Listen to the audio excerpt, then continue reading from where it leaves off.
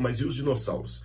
Onde é que eles encaixam aí nesse esquema da criação, no Gênesis, na Bíblia? O que que a Bíblia fala sobre isso? Eles existiram mesmo? Não existiram? Como é que foi tudo isso? Então eu vou começar contando uma historinha para você.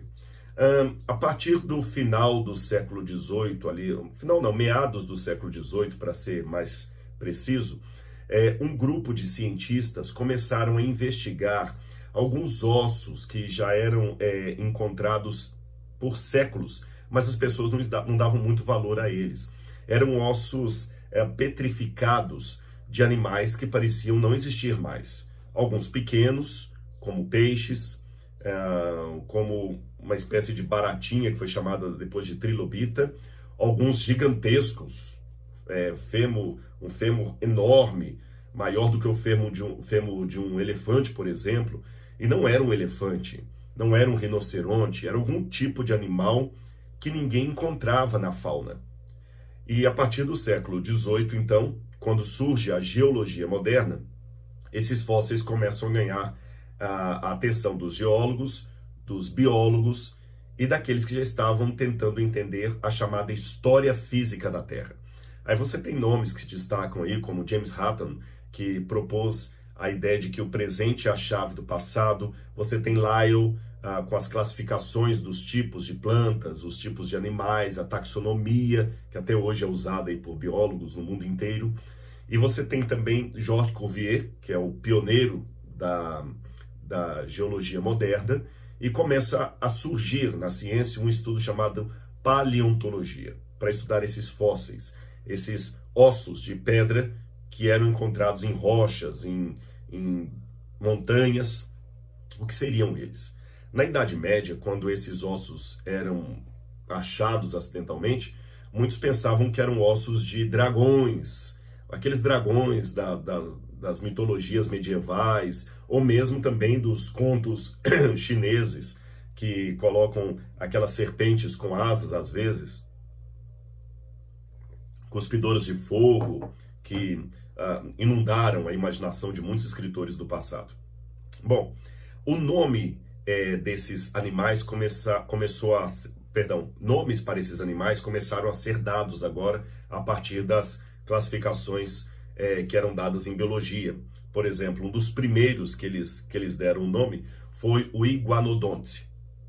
E depois, por volta, se eu não me engano, de 1840, acho que foi em 1841, um pesquisador também chamado Richard Owen, ele resolveu chamar de maneira geral esses animais extintos de dinossauros. De onde que ele inventou esse nome dinossauros? Conhecedor da língua grega, e na época era muito comum na ciência fazer nomes científicos a partir do grego e do latim.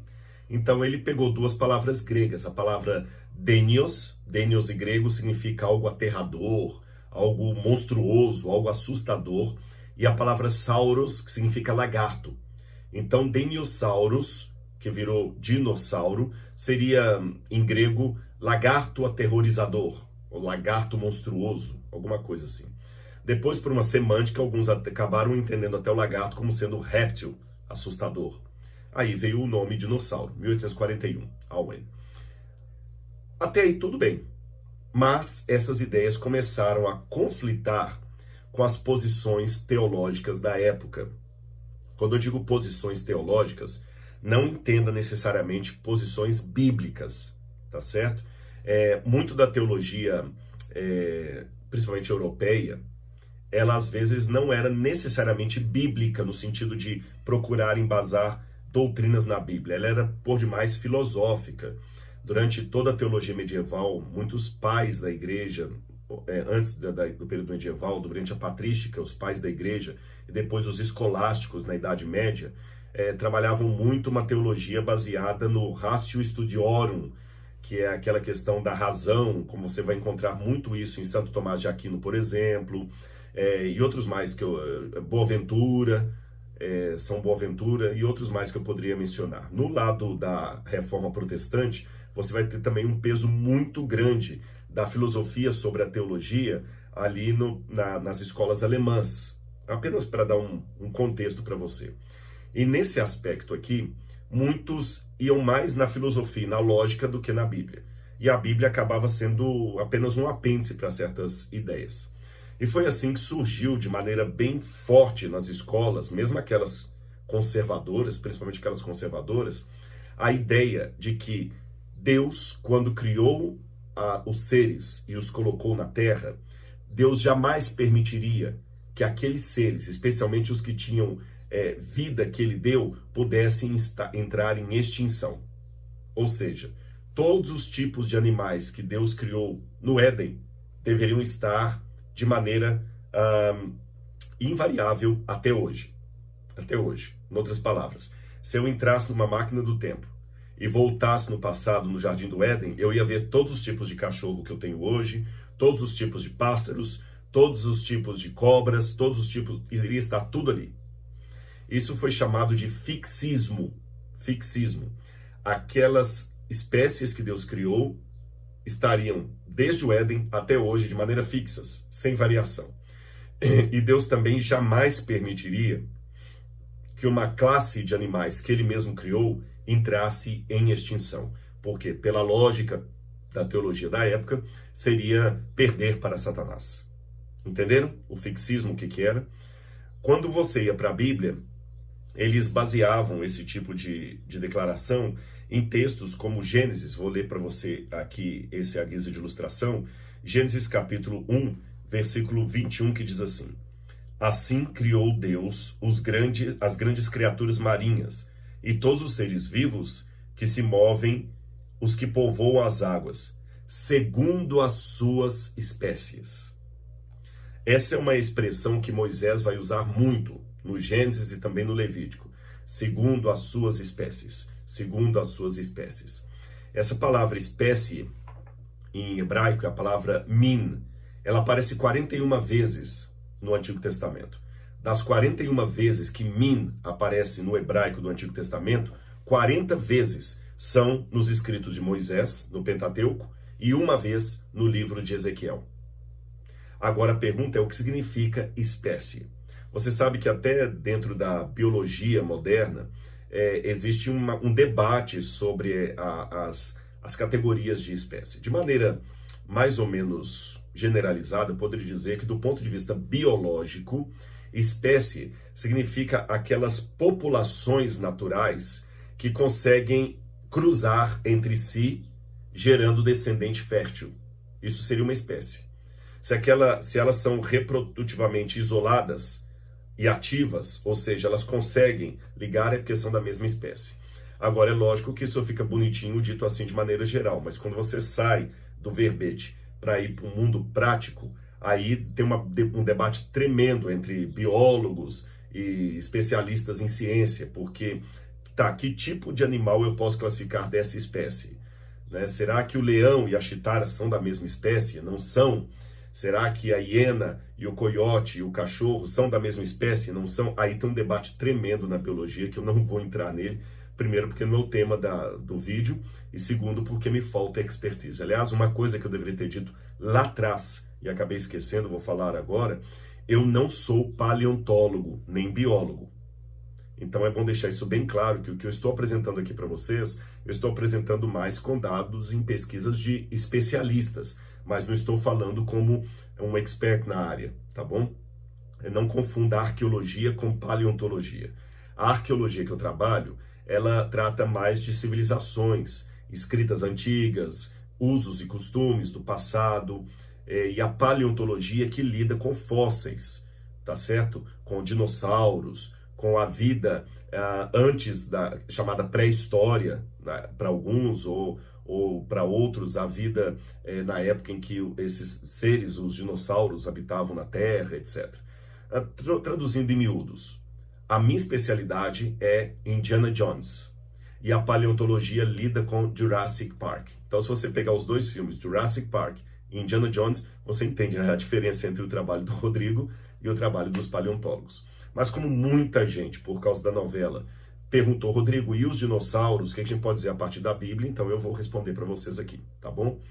Bom, já coloquei a ideia de espécies na biologia, que não é uma ideia de aplicação uniforme, inconteste. E na Bíblia eu falei que essa palavra espécie, ela é usada na maioria absoluta das vezes por Moisés. A palavra hebraica, que é traduzida por espécie, a palavra min, significa, tem também um debate teológico, ou melhor, um debate etimológico sobre qual o sentido da palavra, de onde ela deriva em hebraico. Mas de maneira geral, eu poderia dizer para vocês, pelo menos a ideia que eu adoto, que espécie aqui usada na Bíblia é mais ou menos semelhante ao que está aqui na biologia. Seria um grupo de animais que são reproduzíveis entre si, gerando descendente fértil. Esse seria espécie, tá certo? Aquele grupo, aquele tipo de animal ali, ponto. É esse que é a questão. Mas, voltando à história teológica, eles entendiam, no final do século XVIII e século XIX, o fixismo, que essas espécies que Deus criou aqui, segundo as suas espécies, significa que esses animais jamais mudariam ou poderiam ser extintos. Mas os ossos que apareciam indicavam o contrário, que houve grupos de animais que Deus criou e que desapareceram. Houve até alguns teólogos que acreditaram que esses animais que desapareceram não foram criados por Deus, mas por Satanás. Por isso que Deus os destruiu, porque não foi Deus que criou, foi Satanás. Então os ossos que nós vemos são criação de Satanás para acabar com a natureza. Houve quem pensasse isso aí no passado. Bom, o que eu posso dizer hoje com base no que a ciência afirma e a partir de uma leitura da Bíblia, especialmente do livro do Gênesis? A ideia do fixismo, ela demonstrou-se posteriormente uma ideia tola, sem base bíblica, tá certo? Não há nada na Bíblia que consubstancie essa ideia de fixismo. Nada, absolutamente nada, tá bom? E nós podemos trabalhar com a ideia de que houve grupos de animais que Deus criou e que foram extintos. Nada na Bíblia vai contra essa ideia. Em segundo lugar, nós podemos sim trabalhar com base na Bíblia de que algumas espécies que Deus criou se modificaram ao longo do tempo. O próprio livro do Gênesis mostra isso. A serpente, por exemplo, como resultado do pecado, passou a rastejar no pó da terra e comer o pó. Tudo indica que a serpente, antes da queda, seria um animal fisiologicamente distinto do que nós temos hoje. Porque Deus falou, a partir de hoje você vai rastejar no pó da terra. Por isso que muitos teólogos acreditam que a serpente do Éden deveria ser um animal lindo, talvez até com asas, com patas. E na novela também você viu que a serpente foi demonstrada como sendo quase um réptil, assim, né? Gracioso, alguma coisa dessa natureza. É lógico que há licença poética, porque ninguém estava lá para saber como ela era exatamente. Mas a própria Bíblia fala que a natureza mudou depois do pecado. Deus diz assim, a terra passou a produzir cardos e abrolhos por causa do pecado de Adão. A terra passou a produzir cardos e abrolhos. Não produzia antes. A própria fisiologia humana vai mudar quando Deus ordena que Adão e Eva agora saiam do jardim. Eles podem morrer. Eles podem morrer agora. Eles podem ter o suor do rosto. Eva passa a ter dores na hora do parto. Depois do dilúvio, Noé começa a comer animais. Então nós vemos aí que tem muita coisa que realmente a própria Bíblia acena que houve modificação. O que nós não acreditamos do ponto de vista bíblico do criacionismo é na ideia de que um animal de uma espécie se transformou num animal de outra espécie. Ou seja, nós não conseguimos aceitar que um réptil virou um mamífero e depois uma galinha, que um dinossauro é o ancestral de uma galinha. Isso é que nós não aceitamos do ponto de vista da criação. Que um réptil acabou mudando e virou galinha. Não. Mas nós acreditamos sim que um tipo de galináceos originais deram origem a diferentes tipos dentro da mesma espécie. Acredita-se que os dinossauros foram destruídos por um meteoro que bateu na Terra. Há um estudo muito grande sobre os astroblemas. O que são astroblemas? São meteoros que bateram na Terra. E, por exemplo, quando você olha a Lua, você já notou que a Lua tem um monte de crateras? O que são aquelas crateras? São impactos de meteoros, de pedras que bateram na Lua. Só que como a Lua não tem uma atmosfera como a da Terra, aqueles impactos batem ali, mas como não tem vento, a cratera fica. No caso da Terra, nós tivemos os mesmos impactos, Só que muitas dessas crateras estão debaixo d'água, porque os oceanos cobrem a maior parte da Terra, muitas delas estão debaixo d'água, outras a erosão e a ação do vento acabaram cobrindo, mas é possível identificar várias crateras. Tem uma cidade inteira na Alemanha que ela está construída dentro de uma cratera de um asteroide que bateu na Terra. Então acreditam que, em algum tempo no passado, um asteroide bateu na Terra e destruiu os dinossauros. Essa ideia ganhou muita força na década de 1980, 1990, quando estudaram ali no México uma área que foi quebrada, literalmente quebrada, por um impacto de um asteroide que teria provavelmente uns 10 quilômetros de diâmetro, e ao bater na Terra provocou um impacto equivalente a várias toneladas de megatons, como se fossem várias bombas nucleares. Esse impacto provocou tsunamis enormes, gigantescos, com quilômetros de altura, e esses tsunamis varreram a Terra, bem como até uma certa atividade cataclísmica que provocou o surgimento de vulcões, de montanhas, de canyons, tudo de uma vez, nesse astroblema, nessa catástrofe, e foi ela que destruiu os dinossauros.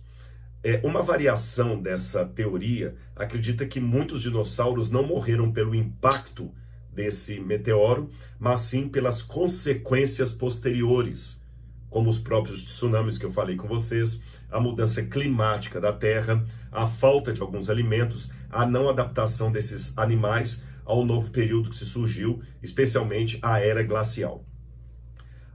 Eu acho que essa ideia é interessante. A única questão que ela bateria contra o relato bíblico é que a teoria evolucionista acredita que esse impacto que destruiu os dinossauros aconteceu há mais ou menos 65 milhões de anos. E que os dinossauros teriam existido há 230 milhões de anos, e 65 milhões de anos eles foram extintos. A teoria bíblica, a hipótese bíblica, a doutrina bíblica já trabalha com outra descrição, que os dinossauros teriam sido extintos, se foram extintos, há milhares de anos. Aqui nós temos um problema, porque normalmente, ainda que eu acredite na hipótese de que a Terra, a matéria inorgânica, possa ter existido por milhões de anos aqui, até que Deus, na semana da criação, começou a dar forma e preencher isso, ainda que eu acredite que a Terra possa ter 4 bilhões de anos, isso não é incompatível com o relato do Gênesis, a vida na Terra tem que ter milhares de anos, porque a semana da criação ocorreu há alguns milhares de anos, e a vida na Terra só surgiu na semana da criação. Então, é difícil colocar os dinossauros há milhões de anos. Uma maneira simples de tentar responder isso, ainda que hipotética, é trabalhar com as diferenças entre um evento ordinário e extraordinário. O que é um evento ordinário? Evento ordinário é um evento geológico que acontece muito devagar e imperceptível ao testemunho humano. Por exemplo, a minha casa aqui, ela está deteriorando, como qualquer construção, qualquer edificação. Ela está depreciando-se. E às vezes uma fissura na parede vai aumentando, uma infiltração. Se essa casa não receber nenhum tipo de restauro ou cuidado arquitetônico ou de engenharia, talvez daqui a uns 400 anos essa casa vai cair sozinha. Sozinha ela cai, colapsa, daqui a 400 anos. E quando ela cair, pela deteriorização dela periódica e lenta, alguns podem falar, essa casa aqui caiu de velha, ela deve ter uns 400 anos, por isso que ela caiu. Agora, esse é um evento ordinário. Mas um evento extraordinário seria um terremoto. Se ocorresse um terremoto no Brasil, um impacto grande aqui na escala Richter, essa casa, mesmo sendo novinha, ia cair em 3 segundos. Ou seja, o que um evento extraordinário demoraria 400 anos para fazer nessa casa, o que um evento ordinário demoraria 400 anos para fazer nesta casa, ou seja, fazê-la cair sozinha, um evento extraordinário, um terremoto, daria o mesmo resultado em poucos segundos. Então, considerando que o dilúvio foi um evento extraordinário, ele pode ter causado geologicamente na Terra uma situação que num evento ordinário demoraria milhões de anos. Só isso. Então, um cânion, que num evento ordinário de erosão demoraria milhões de anos para se formar, com o dilúvio, ele pode ter se formado em dias, especialmente se eu fizer uma junção dos astroblemas, da queda de meteoros, com o dilúvio, entendendo que o dilúvio não foi apenas uma inundação sobre a Terra, foi a ira de Deus caindo na Terra. Então, por que não supor que muitos desses meteoros caíram na Terra, provocando tsunamis, impactos tremendos, causando uma destruição na Terra muito maior do que leitores da Bíblia podem imaginar apenas a partir da descrição de uma inundação de aves, de água subindo. Lembra que a Bíblia fala que romperam as comportas d'água do céu e as que estavam no subsolo. Então a Terra foi transtornada. E é provável, então, que os dinossauros foram exterminados nisso aí. Tanto é que muitos fósseis de dinossauros são encontrados realmente como sendo fruto de algum animal que foi soterrado instantaneamente. Agora alguém pode falar, tá bom, Rodrigo, mas se foi assim, por que então que Deus não os preservaria da arca como preservou outros animais? Essa é uma questão difícil realmente de bater um martelo, porque nós não temos um claro assim do Senhor, nós temos o silêncio da Bíblia. Eu vou levantar uma hipótese aqui, tá bem? Não é uma certeza absoluta para longe de qualquer questionamento. Alguns acreditam que os dinossauros podem não ter sido preservados no dilúvio por uma questão de praticidade, porque como eram paquidermes e consumiam grandes toneladas de alimento, se eles sobrevivessem ao dilúvio, quando Noé saiu da arca, esses animais poderiam, principalmente se tornando carnívoros, acabar devorando Noé e sua família, porque não teria comida para eles. É o que alguns pensam. Então eles acabaram sendo tirados por Deus e não preservados na arca. E quando Deus fala que ele levou todos os animais ali, é apenas uma hipérbole. Alguns animais Deus resolveu não preservar. Essa é uma hipótese.